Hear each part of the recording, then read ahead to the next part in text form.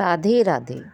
माघ मास शुक्ल पक्ष की जया एकादशी की व्रत कथा।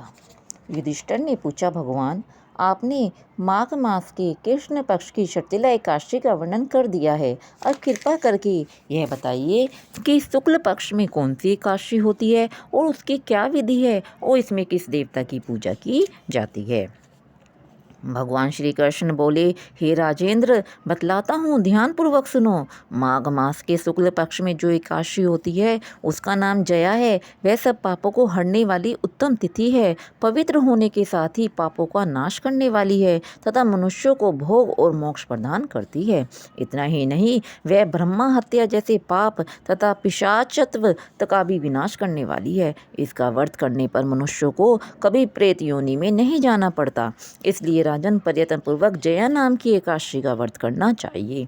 एक समय की बात है, स्वर्गलोक में देवराज इंद्र राज्य करते थे। देवगण पारिजात वृक्षों से भरे हुए नंदनवन में अप्सराओं के साथ विहार कर रहे थे। 50 करोड़ गंधर्वों के नायक देवराज इंद्र ने अपनी इच्छा के अनुसार वन में विहार करते हुए बड़े हर्ष के साथ नृत्य का आयोजन किया। उसमें गंधर्व ज्ञान कर रहे थे, जिनमें पुष्पदंत, चित्रसेन तथा उसका पुत्र, ये 3 प्रधान थे। चित्रसेन की स्त्री का नाम मालिनी था। मालिनी से एक कन्या उत्पन्न हुई थी जो पुष्पवंती के नाम से विख्यात थी। पुष्पदंत गंधर्व के एक पुत्र था जिसको लोग माल्यवान कहते थे। माल्यवान पुष्पवंती के रूप पर अत्यंत मोहित था। ये दोनों भी इंद्र के संतोषार्थ नृत्य करने के लिए आए थे। इन दोनों का गान हो रहा था। इनके साथ अप्सराएं भी थी। परस्पर अनुराग के कारण ये दोनों मोह के वशीभूत हो गए।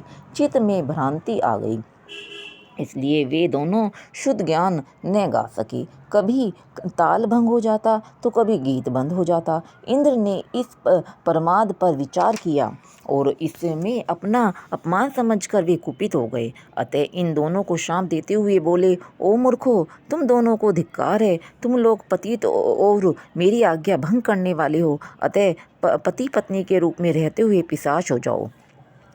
इंद्र के इस प्रकार शाप देने पर इन दोनों उनके मन में बड़ा दुख हुआ। वे हिमालय पर्वत पर चले गए और पिशाच योनि को पाकर भयंकर दुख भोगने लगे। शारीरिक पातक से उत्पन्न ताप से पीड़ित होकर दोनों ही पर्वत की कंदराओं में विचरते रहते थे। एक दिन पिशाच ने अपनी पत्नी पिशाची से कहा, हमने कौन सा पाप किया है जिससे यह पिशाच योनि प्राप्त हुई। नरक का कष्ट अत्यंत भयंकर है तथा पिशाच योनि भी बहुत दुख देने वाली है। अतः पुण्य प्रयत्न करके पाप से बचना चाहिए। इस प्रकार चिंतामग्न होकर वे दोनों दुख के कारण सूखते जा रहे थे। दैवयोग से उन्हें माघ मास की एकादशी तिथि प्राप्त हो गई। जया नाम से विख्यात तिथि, जो सब तिथियों में उत्तम है, आई। उस दिन उन दोनों ने सब प्रकार के आहार त्याग दिए, जल पान तक नहीं किया, किसी जीव की हिंसा नहीं की, यहाँ तक कि फल भी नहीं खाया। निरंतर दुख से युक्त होकर वे एक पीपल के समीप बैठे रहे। सूर्यास्त हो गए। उनके प्राण लेने वाली भयंकर रात उपस्थित हुई। उन्हें नींद भी नहीं आई। वे रति या और कोई दुख भी नहीं पा सकी। सूर्योदय हुआ, द्वादशी का दिन आया। उन पिशाचों के द्वारा जया के उत्तम व्रत का पालन हो गया। उन्होंने रात में जागरण भी किया। उस व्रत के प्रभाव से तथा भगवान विष्णु की शक्ति से उन दोनों की पिशाचता दूर हो गई। पुष्पवंती और माल्यवान अपने पूर्व रूप में आ गई। उनके हृदय में वही पुराना स्नेह उमड़ रहा था। उनके शरीर पर पहले ही जैसे अलंकार शोभा पा रहे थे। वे दोनों मनोहर रूप धारण करके विमान पर बैठे और स्वर्गलोक में चले गए। वहाँ देवराज इंद्र के सामने जाकर दोनों ने बड़ी प्रसन्नता के साथ उन्हें प्रणाम किया। उन्हें इस रूप में उपस्थित देखकर इंद्र को बड़ा विस्मय हुआ।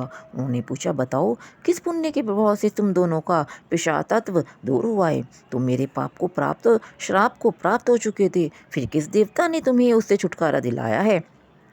माल्यवान बोला, स्वामी, भगवान वासुदेव की कृपा तथा जया नाम एकादशी के व्रत से हमारी पिशाचता दूर हो गई है। इंद्र ने कहा, तो अब तुम दोनों मेरे कहने से सुधापान करो। जो लोग एकादशी के व्रत में तत्पर और भगवान श्री कृष्ण के शरणागत होते हैं वे हमारे भी पूजनीय हैं।